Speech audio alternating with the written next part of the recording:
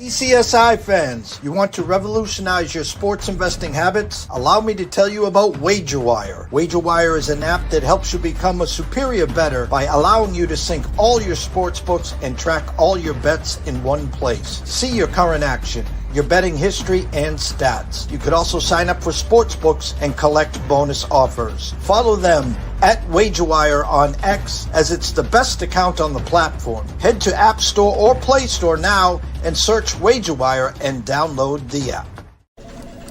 Jared, hey, we're gonna need you to tone it down with the Summer Friday thing, okay? What are you talking about? Well, for one, it's not summer anymore. Oh, really? Coconut. Also, who is this? I'm the caddy. Oh, he's my intern. Sorry, intern. I'm his intern. Yeah, he's doing a great job. No golfing in the office, okay? Summer Fridays are over. You can keep the Hawaiian shirt, but the rest of the stuff, all right? Are you grilling? Oh, yeah. Did you want a burger or a hot dog? No, grilling in the office. It's a good point. We should take this outside. No, that don't. You put that right back down. Yo, it's all in the hips. Oh, dude, come on, we gotta go. Let's go.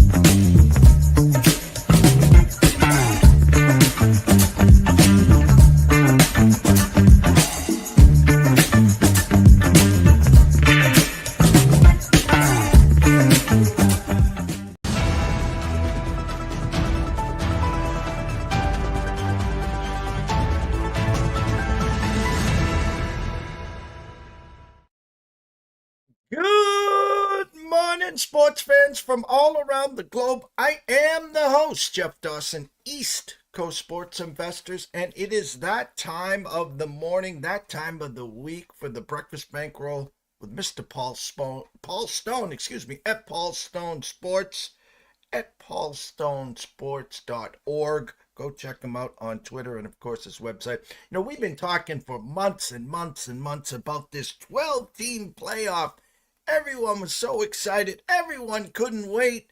And now, of course, the bitching, the complaining, the screaming, the seedings. I mean, I know in my bingo card, I didn't have Arizona State or Boise State sitting there with a bye like, who are we going to play this week, you know? And it's kind of comical that that's what we're talking about when we got 4 great games. One kicks off tomorrow night, the state of Indiana. What a game. What a game. And a lot of pros versus Joes. That's why we have Paul Stone in the spot to take us off the ledge. And when it looks too good, usually it is. So we can't wait for that. And at 11:35 this morning, Mr. Cam Stewart at Cam Stewart, Sports Grid.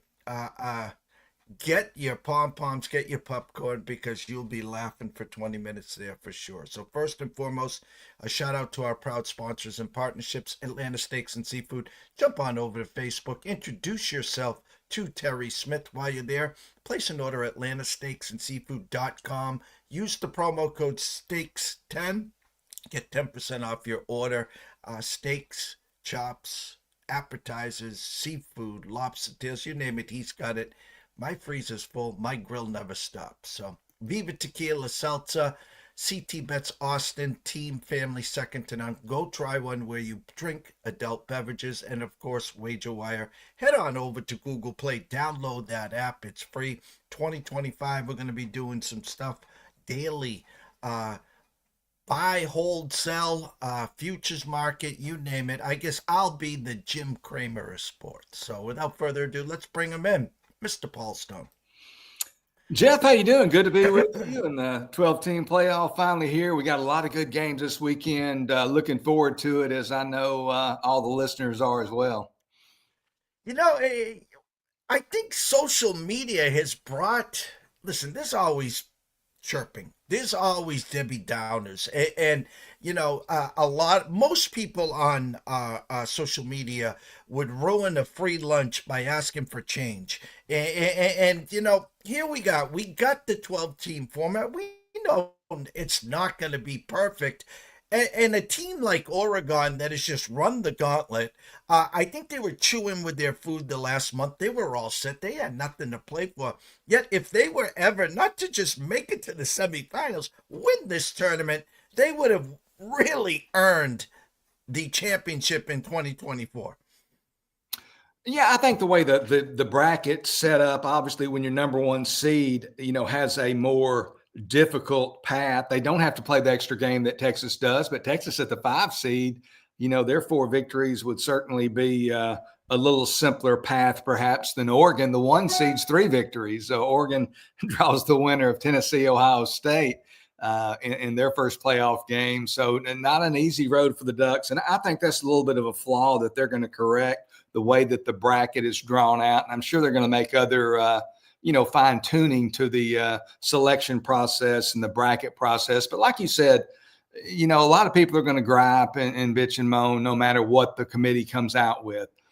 It's a very difficult decision-making process in any season. And I think this season, I'm not a prisoner of the moment. I don't get caught up and say, oh, it's the greatest ever because it's happening right now, or it's the worst ever or whatever. But I think this year there was maybe a little bit more commotion and confusion than in your typical year. They had some difficult choices to make. I would have made, perhaps some different choices. One thing, Boise being the 3 seed, I don't see them getting a bye. I knew they would because the committee valued wins and losses more than they did strength of schedule. And I'm a strength of schedule guy. I'm a power ratings guy. And I like to say often, it's not always how you play, it's who you play. I use the analogy in my neighborhood growing up, little Timmy and little Tommy and all the boys around my neighborhood, I could take most of them. But if I crossed the tracks and went into a little bit different zip code, I wasn't such a big deal anymore. So that's kind of how it is in these strength of schedule situation. Just because somebody has a 1 on the right side and somebody has a 2 doesn't mean the team with the 1 is better. Not to take anything away from Boise State at all. They've had a great year. They've got a great running back in my fellow Texan, Ashton Genty, and a great team. And they can make some noise in this tournament without question. But, their biggest, I think, data point was a 3-point loss at Oregon. And Oregon's a great football team. And Boise State could have won that game. But the week before, and I know this is tricky, and I know I'm not putting too much stock into this, but the week before, Oregon struggled against FCS Idaho. They beat Idaho 24-14, and I think they led them 17-14 midway through the fourth quarter. Idaho had 52 hung on it last week against Montana State in the FCS playoffs. So, these things are, there's so much to digest here. But I thought they did a pretty good job. And I'll add this and we'll move on. If SMU, this is just my opinion, because we don't know what the conversations were, what the dialogue was in that ballroom there at the Gaylord Texan on the fringe of the Dallas-Fort Worth International Airport. But I would imagine if SMU down 17 at the half, if they would not have rallied and tied it up at 31 only to lose on that last second field goal of 56 yards, if they wouldn't have rallied, I don't think they would have made it. I think Alabama would have been the choice. I think the committee, they're always looking for, ways to explain their position, explain their decisions. And I think they would have been able to say, SMU, they got beat at home by BYU and they get to the ACC championship. Great conference, but not the strongest conference. They lose by double digits. They're never in it. We pick Alabama. And they would have, at least pacified some of those who suffer from that malady known as SEC fatigue. But, SMU needed to come back, and I think they wouldn't have made it without it. But like you said, we got 4 great games. Man, Indiana and Notre Dame tomorrow night on Friday night, the 20th of December. What a matchup to open the 12-team playoff. I have 2 questions to follow up there. Ashton Genty, runner-up for the Heisman, put up just historical numbers, and I'm not taking anything away from him. Doesn't have, I think, the the hoopla, the flair of a Bijan Robinson a few years ago from Texas. How do you think he equates in the NFL? I mean, we usually don't take running backs in the first round, and I'm sticking in your state. I know a lot of egg on the face to Jerry and Dallas for not spending the money on Derrick Henry, of course, and I have already penciled in, if he's available, obviously, Genty to Dallas in that first round. Do you think a solid first round? I know we got a long way to go, and I'll be talking to you till I'm blue in the face. But is he a first round? I mean, he's solid, bell cow moving forward to the NFL, you think? Yeah, you obviously never know how players are going to make that transition from college football to the NFL game. It is almost a different sport. And certainly there are going to be people who are somewhat concerned about Genty's level of competition in the Mountain West. Obviously, it's not the Southeastern Conference of the Big Ten. So his level of competition will be closely scrutinized. But somebody's going to take that guy in the first round. I mean, he's, as they say, a baller. He's a tough guy. He's just got such balance and just his feet are so good. I mean, somebody's going to take him in the first round. And my expectations are, even though, as you indicated, teams in that draft process, they've come to understand, historically you can get some pretty good bargains in the later, second day of the draft and sometimes even the third day of the draft. So that they maybe don't use a first round pick on a running back because it's, kind of a position that can be perhaps quote unquote more easily filled than some of the others. But I think Genty's a special talent. Somebody's going to take him, and I'd be shocked if he didn't go on Thursday night. And I think he's going to be a player in the NFL. The guy's, I think he's got that special ability, that special talent. We haven't talked. We had last week off. I have to throw one question out here. You talk about power rankings. You talk about your work, what you do. When you're looking at your power rankings next season and you're looking at UNC, is the bell going to come on and say, oh, that's right, Bill Belichick is here? Does it move the needle at all for you? And what do you think the Bill Belichick next year in college football will do, not just for UNC, for college in general, and of course the ACC? It brings a lot of attention to North Carolina's program without question, and they needed something to move the needle, and I know they're paying him handsomely. I think a bigger question is not what does Bill Belichick bring to the table in terms of X's and O's and out game planning and outfoxing his opposing coaches. I think the bigger question, without question in my mind, is what does he bring in the donors' minds as far as NIL, because it's all, as ugly as it is, and as much as some of us maybe don't like it, it's a different sport today, and it's all about NIL. It's all about buying players. And does he stimulate? Does he move the needle? They've got to have, they've got some donors like everybody else. Does he move the needle to the point that some of these guys can go deeper, and some of the guys maybe that hadn't been on board will now get on board and make contributions where North Carolina can acquire the talent necessary to, to be competitive at the highest levels. I heard somebody say the other day, a coach, I can't remember who it was. I would love to give him credit, but they were talking about calling plays. Why don't you do this? Why don't you do that? And he said, in coaching, we have a saying, and it's in this order: players, formations / motion, and then plays. So players are the most important by far. Coaches who don't have any players are not very good coaches. And then sometimes guys are lauded as being the greatest thing in the world, and they're just blessed with that one big time player, or just where they're situated geographically in the recruiting footprint, whether they be in Texas, Florida, California, a place like that, and have those advantages. So, what's he going to do as far as the NIL contributions to that program? How competitive will they be in the acquisition of talent? And as far as just coaching and things like that, I don't really, to me, it's just, we'll wait and see. I'll take a pretty still position. I don't automatically elevate North Carolina because Bill Belichick's on the sideline. Certainly not. Four games. I'm going to go right to Friday night. Currently, right now, Notre Dame opened up at 8 with a 51.5. Now 52 with a 7 minus 5 cents at the Circus Sports. Good morning to Jeffrey Benson, Mr. Derek Stevens.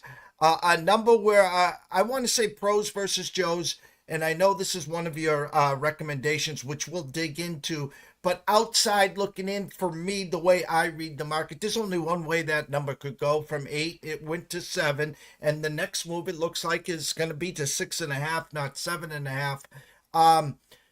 Indiana, great season. One blemish on its record. Notre Dame, the hiccup. Week 2 against Northern Illinois, and it's just been absolutely rolling. If this number opened up at a 5, I know the steam would have came immediately to Notre Dame. Seeing that it was at 8, I think you're getting a lot of people say, hey, I like the dog here. Hey, I think they got a puncher's chance. I love the program. I think it's going to be a close game. Is that the thought, looking strictly at a numbers standpoint, Paul? Well, certainly. I mean, when you're thinking about the underdog, the 8 can be attractive from the underdog bettor's perspective. I think one of the more difficult challenges that we face as handicappers in college football, and perhaps the NFL as well, is those games lined between 7 and 10. Because if you put it at 8, 8.5,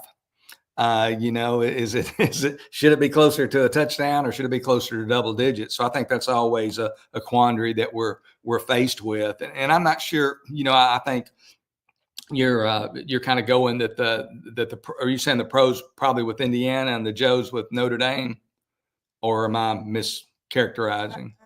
I'm thinking more the public is diving in on the dog here. They're going to get the 8, the 7.5. They're going to say, hey, I think they keep it close. Even, potential backdoor little Joe, where I saw some people saying, no, I think Indiana gets out, and it's the Notre Dame that's coming from behind here to catch this team. Yeah, I think there's certainly an infatuation with Kurt Cignetti and Indiana. It's at 7 right now, and some 7.5 out there, or heavily juiced 7. So I'm on the feeling I don't think it's getting to 6.5. I think the people who have maybe waited for it to get to 6.5, they're going to come into the marketplace between now and kickoff in a little over 24 hours, and they're going to play the Irish. And I like the Irish here. Indiana, they played a very weak schedule, without question. I don't think anybody would question that. And the 2 games they played against really talented defenses, against Ohio State and Michigan, they averaged 17.5 points per game, and even more telling, only 3.5 yards per game.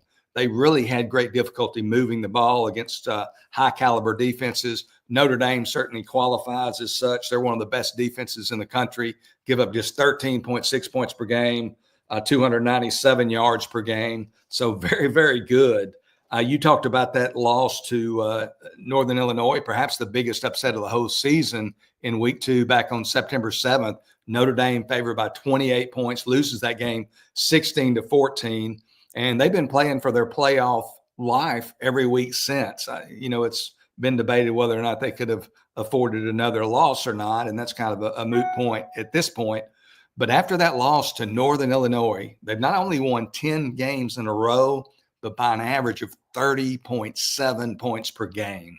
And they've won those games, all those games with the exception of one, by 2 touchdowns, by 14 points or more. So they've really been dominant. I know some people have questioned their schedule, and it's not a murderer's row, but I mean, they beat some pretty good teams: Louisville, Georgia Tech, Southern California, both Army and Navy.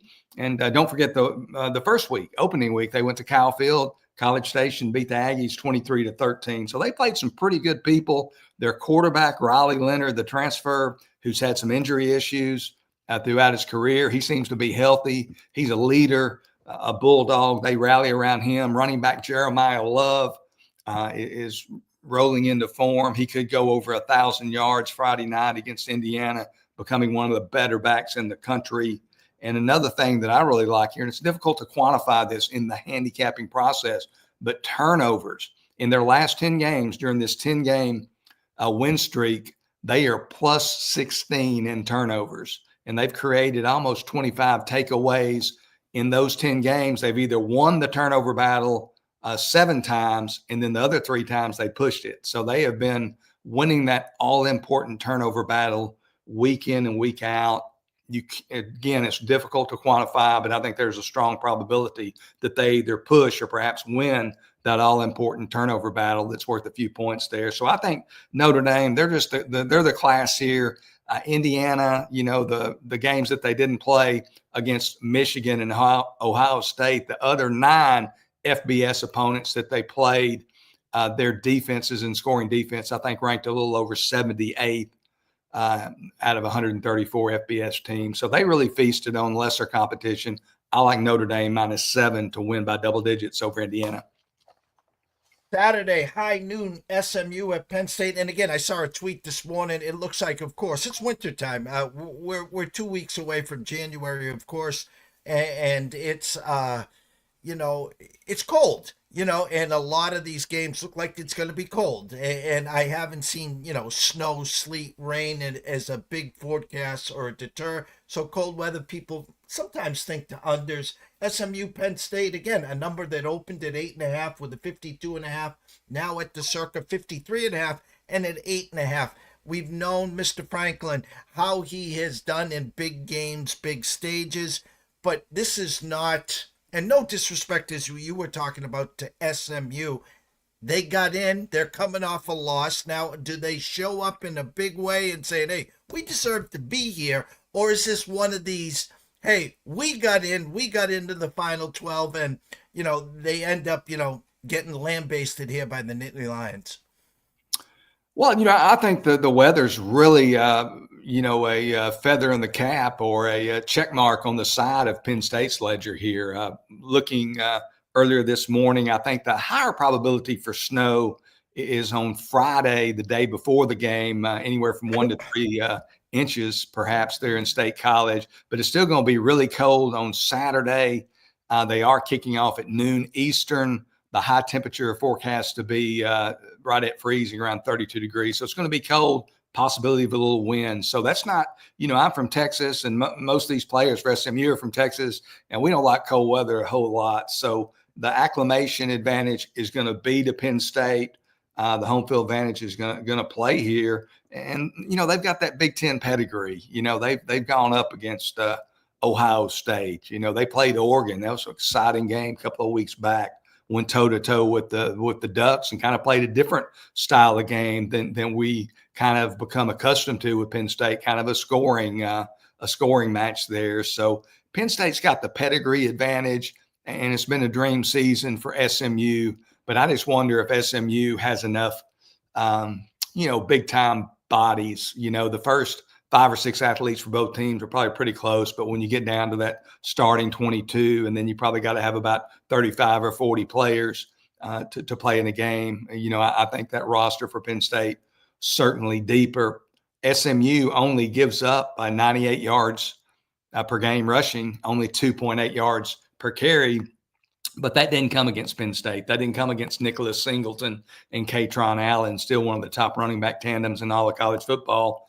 Penn State rushes for over 200 yards a game, 5.3 yards per carry. So that's going to be an interesting matchup there. Penn State's rushing offense versus SMU's rushing defense. But with the weather being a factor here, I like Penn State to win this one by double digits. One near and dear to your heart at 4:00, Clemson versus Texas, a number that opened at 11 with a 53. It has climbed to 12 at the circle with a 51.5. There is an 11.5 at a Heritage, but 12's across the board. 51.5 looks like the number. Initially for me, this Clemson team has been a Jekyll and Hyde. They get lambasted by Georgia. They run off 4 or 5 great wins. They have a hiccup, and here they are, 3 losses in the ACC championship. You talked about the matchup with SMU there. In comes Texas, I think probably pound for pound the best defense in the country. What are they going to do offensively? I've gone back and forth in this one. There's times I wake up in the morning, I was like, man, that 11.5 looks great. There's other times that I'm like, how many points are they actually going to score? Real tough game in my mind, Paul. Yeah, this is an interesting game. First of all, Cade Klubnik is from Austin. He's the quarterback for Clemson, went to Austin Westlake High School, which is one of our high school powerhouses here in the state of Texas. And actually in year 2020, the pandemic season, Cade Klubnik and Austin Westlake, one of his best friends and a player on defense on that Austin Westlake team is Michael Taft, Texas's safety. So Michael Taft will be rushing the quarterback. He gets sent on blitzes, and he'll be trying to take his best friend out, Cade Klubnik for Clemson. But they beat Austin Westlake, won the state championship in year 2020, beat South Lake Carroll, who just happened to be quarterback by a guy named Quinn Ewers. So a little bit of history here between these teams, kind of interesting. But Clemson it's a difficult read to me on the side. I'm like you. That's a juicy number, but at the same time, Texas is superior. This is not Clemson's best team. This is not like 6 or 7 years ago when Dabo was competing for and winning in some cases national championships. But they still have some talent. On defense. Peter Woods, a defensive tackle, Sammy Brown, a linebacker, both big-time 5-star recruits who could play for anybody. I like Clemson plus the points, just based primarily on Texas's recent struggles in the red zone. They have had trouble scoring touchdowns, quite frankly. As a matter of fact, in their last 4 games during regulation, Texas has only averaged 21 points a game. That coming against Arkansas, Kentucky, Texas A&M, and then Georgia in the SEC championship game, averaged less than 2 yards per carry in the red zone for the season, less than 2 yards per carry. And teams do average quite a bit less because you're not getting the advantage of the long runs, obviously, that bolster that average, and the defense is compressed due to the space and so forth. But they still have great difficulty running the ball in the red zone, in running situations.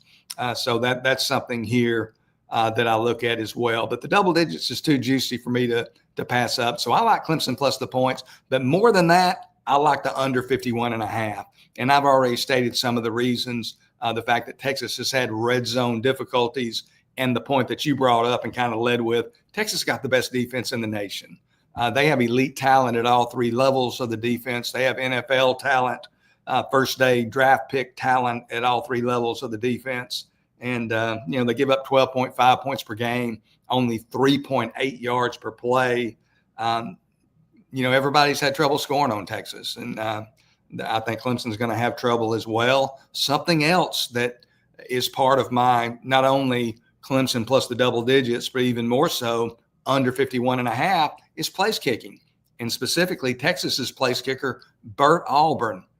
In the year 2022, 2 years ago in 2023, from 40 yards and longer, Auburn was 18 to 25. So 72% from 40 yards and longer the previous 2 seasons, which is pretty good. He's one of the better kickers in the nation at that percentage. But this year from 40 and beyond, only 6 of 13. So Auburn's got the yips right now. And it's kind of like putting, I think he gets over those 45-yard field goals, and he just knows he's going to probably hook it into the, left of the upright. So the kicking game could come in here on both the total and the side. So I like, again, my primary position here is the under 51.5 in Clemson, Texas.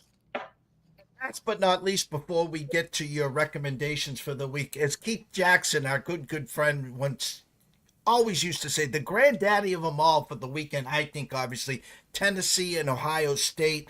Again, Tennessee starts the season scoring a bazillion points. Their defense, like Texas, off the charts, and then they started playing tougher competition. We started to see Nico struggle, and here's Tennessee versus an Ohio State team still salty after the loss, obviously, to Michigan. The fan base very upset. Ticket sales down. We had Tyler Wyatt on, who will be at that game yesterday, talking about ticket sales, and there will be a sea of orange at this game as they were able to get in and get a lot of tickets for this game here. A number right now that opened at 7 with a 47, now 7.5 with a 46.5. Almost like that Indiana Notre Dame game here. You're going to give me the hook with Tennessee. How much can I get from Nico? This is the best game in my eyes of the weekend. Yes, very intriguing. And I think you're talking about the Tennessee presence. So they got great fans. They will travel like Ohio State's fans, who are incredible as well. But a code was leaked. I don't know if it was going to Ohio State season ticket holders or people who bought tickets in the past, but Tennessee got a hold of a code apparently, and they were able to grab more tickets than they were supposed to, perhaps. But a kind of an interesting angle to the game there. The side to me feels about right. In that 7.5, 8 range, a little bit over a touchdown. What I'm looking at here again is the total. Not one of my, stronger plays of the week, but I still like it and still have played it. I think these coaches, they know their quarterbacks' limitations. Will Howard, he has an interception rate, a career interception rate of 3%, which is very high for a college quarterback, much less a championship level team college quarterback. Nico, you've seen especially the last half of the season, they have not taken too many vertical chances. They're trying to keep these quarterbacks out of harm's way. We saw Ohio State against Michigan, speaking specifically again of Howard. He threw one interception deep in his own territory that led to Michigan points. And then he threw his other interception deep in Michigan territory, which negated an Ohio State scoring opportunity. So what I'm looking for here is those running games. Dylan Sampson for Tennessee, perhaps the most underrated running back in the college game, and then the 1-2 punch of Travion Henderson and Quinshon Judkins for Ohio State. Big-time running backs. Both of them have great defenses. Ohio State only gives up 10.9 points per game. Tennessee not far behind that at 14.9. I think you're going to see keep our quarterback out of harm's way, try to win it the old-fashioned way, the running game, control the clock, minimize the turnovers, and play great defense. I think this is going to be a low-scoring game there in Columbus on Saturday night. I'm going to take a quick 2-second break, and when we come back, I know we've broken down all the games, but you can then give out some recommendations, and we will then get you ready for your weekend. Give us 1 second.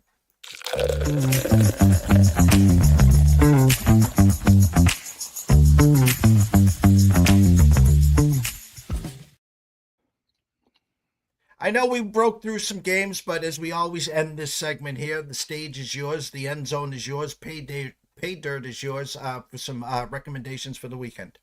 Okay, well, I want to frame it and kind of let the listeners and viewers know that I've got 3 picks this week, and I've already talked about 2 of those, and those first 2 being Notre Dame -7 over Indiana. Really like the Irish there.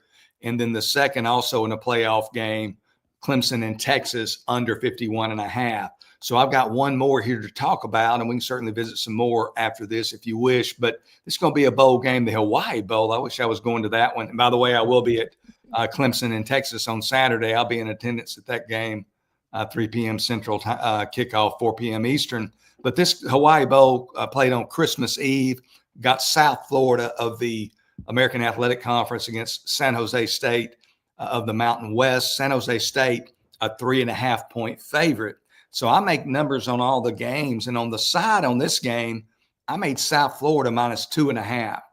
My numbers are usually going to be close to the betting line, usually going to be close to other guys who've made, power ratings for some period of time. So I was a little bit surprised that the book, they make San Jose State the favorite, and I've got South Florida the favorite by 2.5. Looked at a couple of guys that I reference. Kelly Ford's a guy out there who does good power ratings. He's got South Florida ranked 2.5 points higher than San Jose State. And then Jeff Sagarin has South Florida 3 points higher than San Jose State. So I felt better about my 2.5, South Florida being favored. So I think there's a wrong side favorite here. South Florida does not play great defense, no question about it. But you've got a situation with San Jose State. There's 2 starting cornerbacks on defense are in the portal. And then it was either yesterday. It was the day before yesterday. It was on the 17th of December. On Tuesday, San Jose State's top receiver, Nick Nash, over 100 catches for the year. He indicated he's going to the NFL draft. He won't play in this game. So that is a big blow to San Jose State's chances and certainly their offensive production. And then on the flip side, reading the Tampa Tribune, South Florida's original starting quarterback this season, Byron Brown. He hadn't played since late September, been hurt almost all the year. I think he's missed the last 8 games. Very athletic guy, dual threat guy. Last year passed for almost 3,300 yards, rushed for over 800 yards, accounted for 37 touchdowns last year. He is practicing, and hearing their coach talk, he's on track to play. He's going to start the game. I think he's going to play the game. That is going to really boost South Florida's offense. I like the 3.5 points, South Florida plus 3.5 over San Jose. I don't think they're going to need them. I think the Bulls beat the Spartans Christmas Eve in Hawaii. Well, we know we can't thank you enough. It is the bowl season. It is the championship season. This week, the next couple weeks, a little tough with Christmas Eve, Christmas Day, but thank God we're on Thursdays here. So if it's a schedule conflict next week, obviously we're going to work on that for you. Everyone knows on X where to follow you at Paul Stone Sports. But as we always close here, Paul, where can they find all your work and your website? Yeah, if people want to take their interest a step further, Jeff, my website is paulstonesports.org. Again, that's paulstonesports.org. Paul, go enjoy the game. Go Texas. We can't thank you enough. Merry Christmas to you and your family, and we'll catch up with you next week. Hey, I'll be ready to go next Thursday if you guys are going on the 26th, and appreciate you having me on. Have a great weekend of college football. You too. Paul Stone, go check him out at Paul Stone Sports, at paulstonesports.org. The best in the business. When we come back, he's back. Mr. Cam Stewart, stay tuned. For yourself a merry little Christmas, love, and have yourself a merry little Christmas.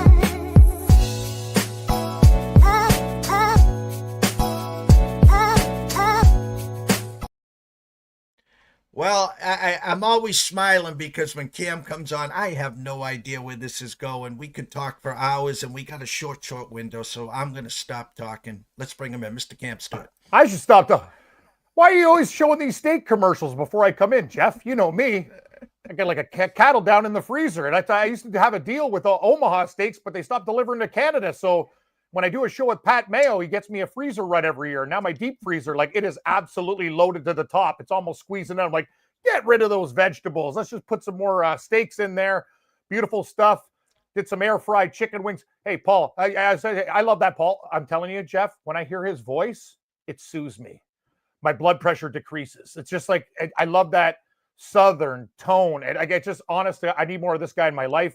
And yeah, he's on the South Florida Bulls, it seems. But Jeff, Merry Christmas to you. I hope everybody's doing well. We actually took the Ducks last night in hockey. Quack, quack, quack. That was unbelievable. Betting against the Winnipeg Jets. Not a smart thing to do sometimes, but we had a really good night last night. Let's keep it rolling, buddy.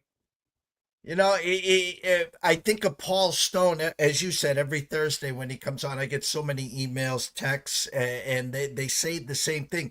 I go way, way back, as you can see, a tad little old here. Settle down, Jeff. You still got some. Most people they got Chrome Dome, but you still got a little up top. That's one thing I've been blessed with, Jeff. They tell me hair. I don't have a lot of other things, but you know what? Multiple like hair here, there, everywhere, and thank God the hair I have on my shoulders, a little bit on the back, is gold. Because you see those guys, those Italian guys who got the jet black, like just for men look on their backs. That's not cool when you go to Cancun. No, and I got that little. Sorry, I'm an idiot. I got that Keith Jackson flavor. You remember Keith Jackson? Oh, Nelly. I love Keith Jackson. Honestly, Jeff, and that's the problem with sports today. Like, there's no, even the personalities we look at now, like, where are the Keith Jacksons? The John Maddens? Like, those guys, right? Like, they're great broadcasters, don't get me wrong, but I think when I grew up as a kid, I got into the business like Rick Jenneret in overtime. Mayday, Mayday, Sabres 6, Nordiques 2. Like, you know, la la la la la la la Fontaine. Merry Christmas, Buffalo. Like, you don't see that stuff anymore. Like, we're like, it's like, and there's a goal. Okay, thanks. You know, I appreciate it. We got into this business for fun. You know, as children, like I found an old note that I wrote my mother when she passed away. She left a box like, "Hi, Andrew." He's my brother. Like, the Seahawks beat the Chargers. I am happy today. Like, you know what I mean? And like all these things. And I was talking about Jim Zorn and the broadcast. And I don't know. You know what it is, Jeff? With even in the gambling world, there's like, where's the fun again? Like I might be a stooge sometimes, but all I want to do is have a good time. You know what I'm saying? So I think sometimes we take it too seriously, and sports betting is supposed to be fun. You know what I mean? We're supposed to be in a world that's just awesome. It's kind of like going to the amusement park. I just see a lot of people taking it too seriously. I'm just not that guy. it's just like anything else.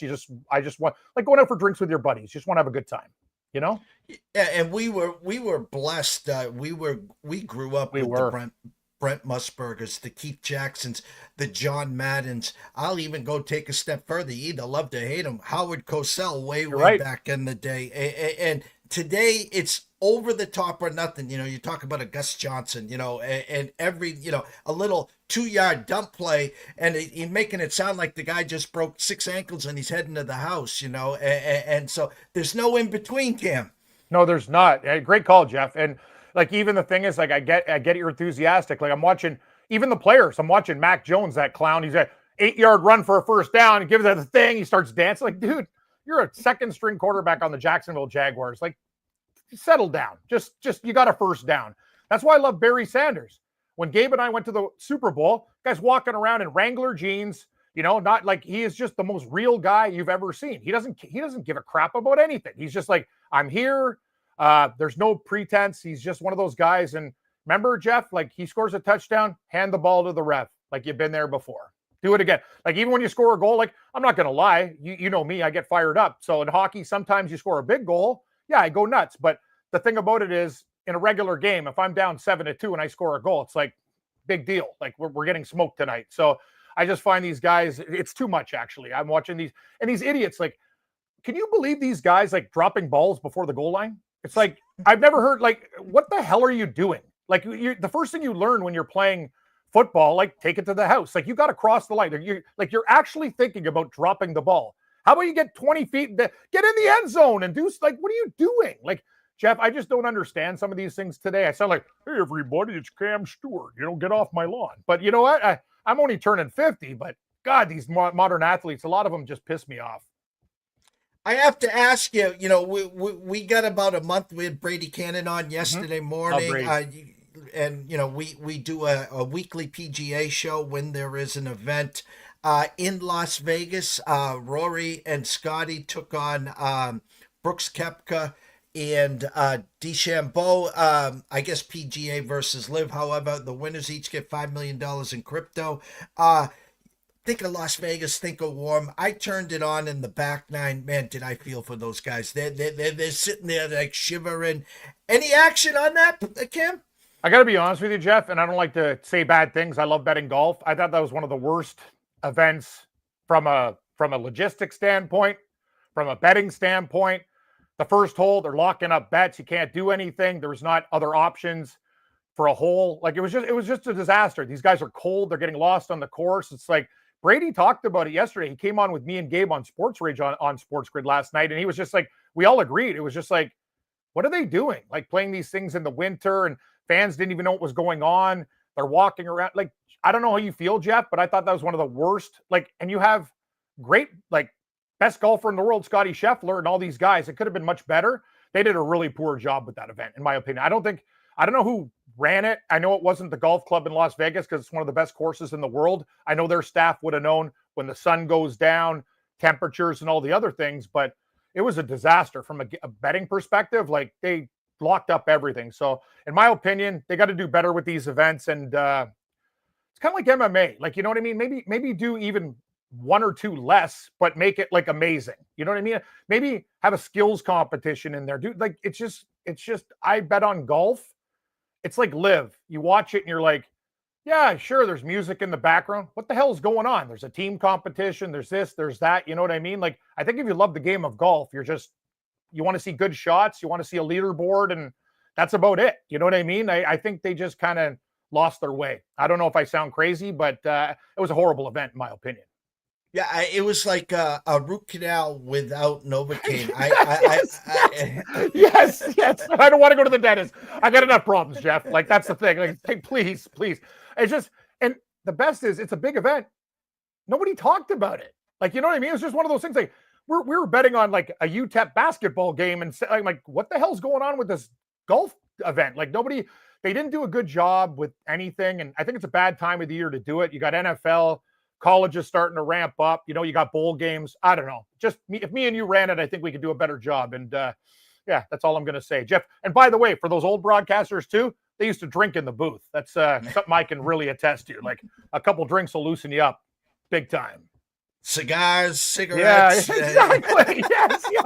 My girlfriend was telling me, because she worked at a newspaper. She's like, Cam, we were drinking scotches. Everyone's hacking darts. Like, that's the thing. That's the way things used to be. Now you go in, it's like, hey, you got a blender for my kale shake? It's like, okay, I get it. Like newsroom guys used to be like absolute animals. They come in just bottles in their drawers and stuff like that. I kind of like the old ways, Jeff. I'm going to tell you, I was at the end of that era, but I loved it. Before we dive into the bowl games, and maybe you have something on the NFL tonight, I have to ask you, I feel for the Toronto Blue Jays. They're almost like the San Francisco Giants. They got blank checks. They're trying to get anyone and everyone. No one wants to come. Are you hearing any potential that the Jays are going to land a big fish? You know what it is, Jeff? These stories too. I don't know who puts these stories out. It's like, Blue Jays to sign Ohtani. He's on a plane. Actually, no. He's sunbathing in Los Angeles and just signed with the Dodgers. Maybe his buddy's making bets. Hey, we're going to land this guy. Incorrect. Fake story. Like, I don't know who's putting out these reports with the Jays, but when they come out, I laugh my ass off. I'm just like, what are you talking about? I know a guy that works in the organization very, very well. He's a writer, and he doesn't work there now, but his son is a scout in the organization. And I don't want to rip the Blue Jays too much, but let's just say the disconnect between management, other people, it's a problem. And this team, when I grew up, Jeff, they won 2 World Series. They were owned by Interbrew, like, Labatt Blue, big beer companies and stuff. Remember what the Jays used to do? Like the Dodgers did. You want a pitcher? Go get David Cone. You want speed? Go get Ricky Henderson. You need another arm? Dave Stewart. Like these guys went ding, ding, ding, ding, ding, and they loaded up guys. Anytime they got a guy, you know what I mean? Put them over the top. They beat the Phillies. They beat the Braves. Now it's smoke and mirrors. These guys pretend, oh, we were in the bidding for so-and-so. I don't give a crap. Know what it is, Jeff? I don't want to know that you're in the bidding if you don't get a guy. And it's all like, who cares? Until you get a guy, I really don't care about your reports because you never get anybody. This company's owned by a big communications company, Rogers. What the hell is going on, buddy? Like, that's the whole thing, Jeff. It's just like, oh, I'm honest to God. Jeff, I'm getting $400 cable bills, and I got to pay extra for another horse racing channel. And these guys are on in the States, I can get 5 TVs, 5 phones for my family. Hey, everybody, it's Verizon, the multi-bundle deal. Here I'm dealing with Rogers. I'm paying $500, and I got to pay for CNN? Get bent. These guys suck. I'm so done with these guys. I wish we had an independent owner and a guy who had money and just said, let's do it, like a real fan. But hey, you know the deal, Jeff. Businesses have shareholders. Shareholders like to make money. And you know what I mean? If those bills keep on getting jacked up and they can save a little bit of money, why not? Got an NFL game tonight. Denver and the Chargers opened at 3 with a 43.5, down to 41 and a 2.5 at the Circa. A little money tiptoeing in on Sean Payton and Bo Nix. You buying? I don't know, Jeff. I kind of like the under in this game. By the way, I was just looking at my phone. Rogers, Mr. Stewart, you're late on your payment. Okay. Just deal with me after Christmas. They actually cut off my internet like right in the middle of a thing when I was on with Pharrell. And I'm like, yeah. He's like, hey, Prime Minister, what's the deal or wwhatever. I'm like, the Blue Jays are going to do nothing. And my internet kicked off. He's like, perfect timing. I'm like, I told you, they're listening. But anyway, a lot of people are betting on Denver. Denver's been a great story. Their wins total over. Bo Nix is getting better.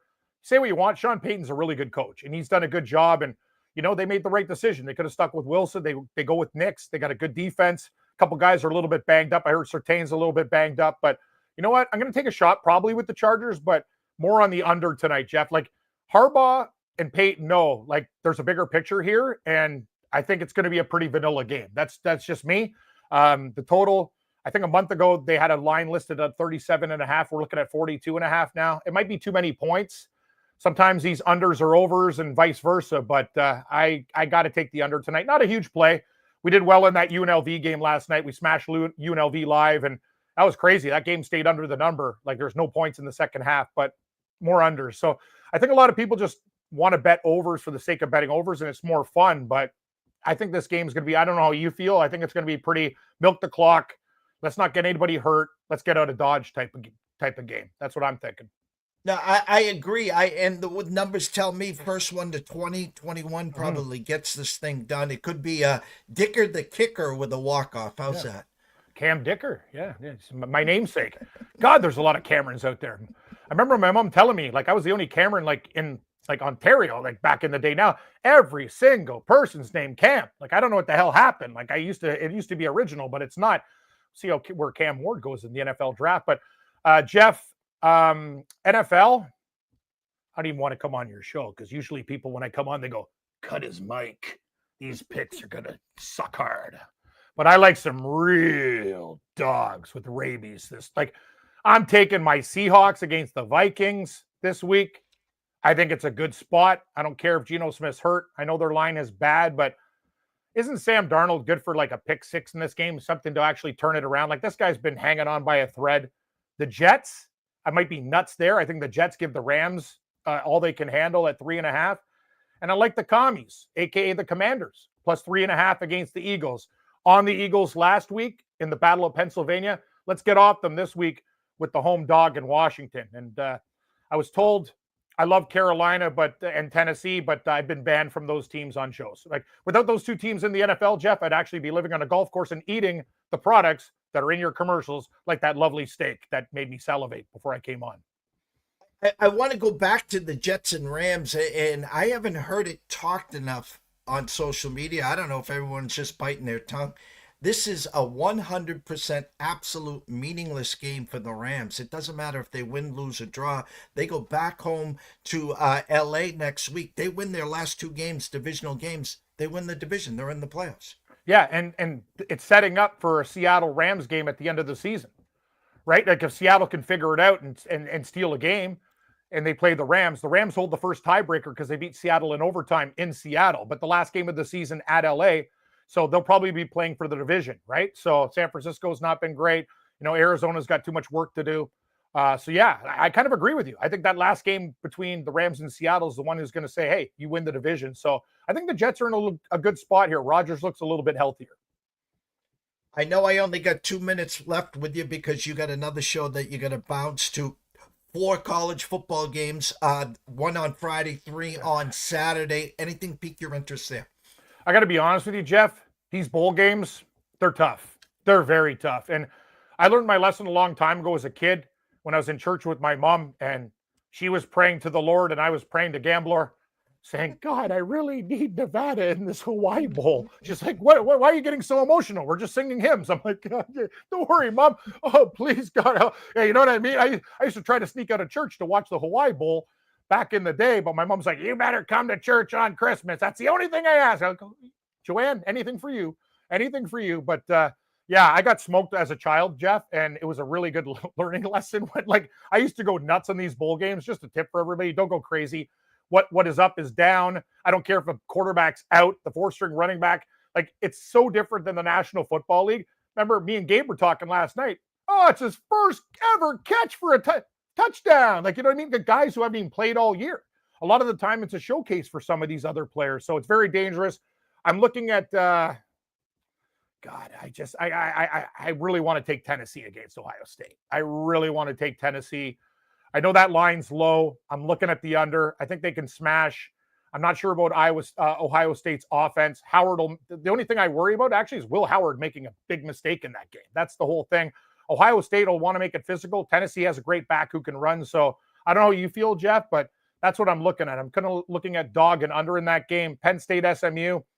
The world's on Penn State. I'll talk to Sherapan about that one, see what he's saying. But Texas, that too many. Like, you're giving Clemson 11.5, 12 points. That smells like a trap. Kind of like that Eagles Steelers game last week where the Steelers were a heavy public dog. When I see public dog action, I go the other way or don't bet the game. Pretty simple. Well, I know you got to tiptoe through the tulips to your next spot. Everyone knows on X to follow you at Cam Stewart. But as we always wrap this up, and of course, we're blessed and honored to have you whenever we Thank can. You, Jeff. what is where can we find you and times on Sports Grid? Well, I do a hit with our boy Dave Sherapan, usually around 9:40, 9:45, bets of the night. We're on the late night show with Gabe Morency from 10 o'clock Eastern till either 12 or 1 o'clock in the morning. Jeff, if you like Mongolian basketball, we're your guys. If you like horse racing from anywhere, we're your guys. If you like a hockey game involving like 5-year-olds, we're your guys. Like we'll bet on anything. Like me and Morency, I'm like, how many active bets do you have, Morency? He's like, I got 52, Cam. And I'm like, I got 102, but I'm also betting this golf tournament in the middle of nowhere in South Africa right now. And I got like 60 props. Like, I don't know what it is, Jeff. To me, it's just fun. You know what I mean? And I just like to be involved. But you've been awesome. You've come on our network all the time. And to all the listeners out there, you guys have a Merry Christmas. Spend time with your family. It's really important. My brother's in town now. And yeah, it's nice. Like, you know what I mean? This is a good time of the year just to see old friends and do stuff. We get busy. Betting's a hard business. So, you know, if you got the time, do it. But that's what I'm trying to do this holidays, trying to knock off all the people I haven't seen in a long time. Cam, have a blessed weekend. Have a great holiday season, and we'll catch up soon. You got it, Jeff. And save me some of that lobster and steak from your ads, because that company, if they were in Canada, I'd be like literally out the back door with a garbage bag, just loading. Love you, buddy. Have a good one. Good luck with your bets, too, so you can pay for Christmas. Let's hit some winners. Thank you, Cam. Go follow Cam at Cam Stewart. Go check him out, of course, on the Sports Grid. We're going to take a couple quick commercial break, and we're going to wrap it up. Stay tuned. Love yourself. A merry little Christmas. Love. And have yourself a merry little Christmas.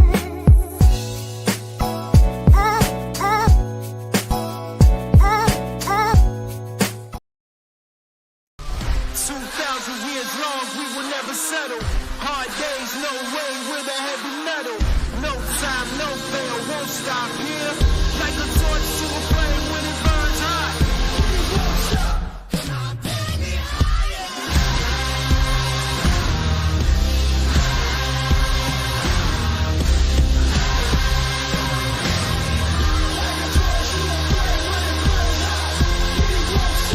ECSI fans, you want to revolutionize your sports investing habits? Allow me to tell you about WagerWire. WagerWire is an app that helps you become a superior bettor by allowing you to sync all your sports books and track all your bets in one place. See your current action, your betting history, and stats. You could also sign up for sports books and collect bonus offers. Follow them at WagerWire on X, as it's the best account on the platform. Head to App Store or Play Store now and search WagerWire and download the app. Oh, what an hour. God, I could talk to both of those guys forever. Paul Stone at paulstonesports.org. He does remind that drawl, that Texas, that Southern drawl reminds me so much of Keith Jackson when I was growing up. Knows the game inside and out, and I hope he enjoys the Texas Clemson game on Saturday. And of course, Cam Stewart, we're fortunate and blessed to get him on whenever we can sneak him in. He's literally taping before he comes on for a 20-minute spot, and now he'll be taping in exactly 1 minute. So funny. Go check him out at Cam Stewart on X, and then go watch him on Sports Grid Monday through Friday with Gabe Morency. As he said, they span the whole globe. They're talking in-game, late games from the West Coast. They're talking rugby. They're talking IHL, AHL. You name it, they got it. They got great guests. A lot of them come back and forth from us to them and vice versa. So we couldn't be more happy and blessed to be a part of Cam and the Sports Grid there, as we had Brady Kannon, of course, on yesterday morning. I want to give a shout out to Mr. Russell Saylor. God bless you, Russell. Thank you so much for all the love and support. Ron Marmolevsky checked in early this morning. He will be back here live at 5 p.m. Eastern. We'll be talking some college and NFL. We want to make sure everyone catches that. To our sponsors, of course, WagerWire, Viva Tequila Seltzer, and of course, Atlanta Steaks and Seafood. Shout out to the Live Zone, CJ Nichols, X, and of course, Kyle. Guys, keep up the great work. Guys, it is high noon. Get yourself some lunch, buckle up, and we'll see everyone back here at 5 p.m. Eastern. See you soon.